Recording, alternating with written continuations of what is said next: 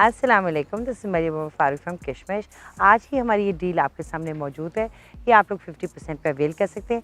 इसमें हमारा सबसे पहले रोज़ एंड लैवेंडर क्लेंजर है, उसके बाद आता है हमारा पोर मिनिमाइजर मास्क और फिर आती है ग्लोइंग सीरम। ये बहुत ही एक सूदिंग प्रोडक्ट है। इसमें हमने डिफरेंट इंग्रेडिएंट्स डाले होते हैं, जैसे रोजेस के हस्क और भी बहुत से मज़े मज़े के हस्क डाले होते हैं ताकि आपकी स्किन को सूद कर सके। एंटी एजिंग प्रॉपर्टीज़ होती हैं इसमें। उसके अलावा जो सन एक्सपोजर से आपका स्किन ख़राब हुआ होता है उसको सूद करता है, उसको बेहतर करता है। ये हमारा एक बहुत ही ज़्यादा हिट प्रोडक्ट है। इसकी एप्लीकेशन बहुत ही ज़्यादा सिंपल होती है। उसके अलावा मैं आपको ये बताती चलूँ कि इसके फ़ायदे क्या होते हैं। जो आपके पोर्स बहुत ज़्यादा इनलार्ज होते हैं, ये उसको श्रिंक करता है। इसमें हमने नेचुरल फ्रूट्स डाले होते हैं जिससे आपकी स्किन को ये नेचुरली मेंटेन करता है, उसकी इलास्टिसिटी बढ़ाता है। ये one of my favourite products है।